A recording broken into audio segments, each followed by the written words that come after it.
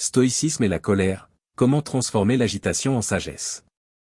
La colère est une émotion puissante, presque incontrôlable.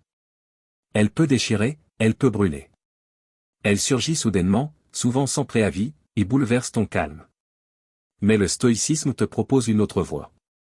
Au lieu de fuir la colère ou de la laisser te dominer, il t'invite à la comprendre, à l'observer, et à la transformer. La colère n'est pas un défaut en soi. Elle fait partie de notre nature humaine. Mais elle devient un problème quand elle nous contrôle, quand elle nous pousse à agir sans réfléchir. La colère, comme toutes les émotions, est une réaction. Mais la réaction peut être maîtrisée. Le stoïcien sait que tout ne dépend pas de lui, mais il contrôle la manière dont il répond aux événements. Il ne cède pas à l'impulsion. Il choisit sa réponse. Épictète, dans ses entretiens, disait « Ce qui trouble les hommes, ce n'est pas ce qui leur arrive, mais ce qu'ils en pensent. » La colère naît souvent de ce que tu juges injuste. Elle naît de l'idée que tu mérites mieux, que les autres sont responsables de ta souffrance. Mais que se passe-t-il si tu changes ton regard? Que se passe-t-il si tu cesses de voir l'action de l'autre comme une offense personnelle? La colère perd alors sa puissance. La colère est souvent alimentée par des attentes non satisfaites. Tu t'attends à ce que les autres agissent selon tes désirs, selon ta vision du monde.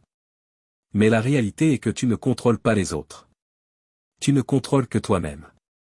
Et c'est là que réside la liberté, dans la compréhension que personne ne peut te faire du tort sans ta permission. Lorsque tu choisis de ne pas t'enflammer, tu retrouves ton pouvoir. Le stoïcisme propose une pratique simple mais radicale. Avant de réagir à une situation, fais une pause. Respire. Observez tes pensées. La colère est souvent une réponse automatique à un jugement instantané. Mais que se passe-t-il si tu laisses ce jugement se dissiper avant d'agir? La colère, comme un nuage sombre, se dissipe souvent en quelques instants, si tu choisis de ne pas t'y accrocher. Ce n'est pas une question de refouler la colère, mais de ne pas lui permettre de te guider.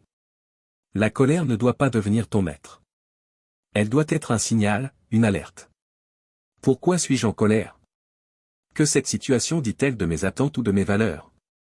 Ces questions peuvent transformer un éclat de rage en une occasion d'apprentissage. Le calme stoïcien ne consiste pas à nier l'émotion, mais à en faire une opportunité.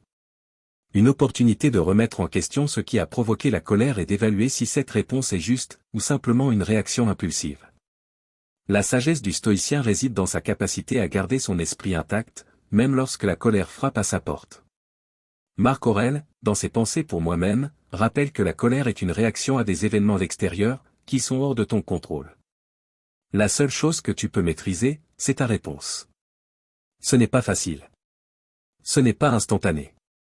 Mais c'est un exercice constant. Chaque colère, chaque moment de frustration est une opportunité d'approfondir cette maîtrise. Il faut du temps, de la pratique et de l'introspection. La colère, bien dirigée, peut même être une force. Elle peut t'avertir d'une injustice, elle peut te pousser à l'action, mais elle ne doit jamais devenir une folie incontrôlable. Quand tu choisis de canaliser ta colère plutôt que de la laisser t'engloutir, tu en fais un outil puissant. Cela ne veut pas dire supprimer tes émotions, mais comprendre que tu as le pouvoir de décider comment elles t'influencent. La maîtrise de la colère est l'un des plus grands défis de la vie stoïcienne. Car, lorsque tu es capable de rester calme et réfléchi, même dans l'adversité, tu deviens invincible. Et c'est là que réside la vraie force, dans l'acceptation de ce que tu ne peux pas contrôler et dans la discipline nécessaire pour maîtriser ce que tu peux. Le stoïcisme ne t'incite pas à ignorer ta colère, mais à ne pas en faire le moteur de tes actions. Il t'invite à observer cette émotion, à la comprendre, puis à la transformer. Car la véritable sagesse ne réside pas dans l'absence de colère, mais dans la capacité à répondre avec calme et discernement, même au cœur du tumulte.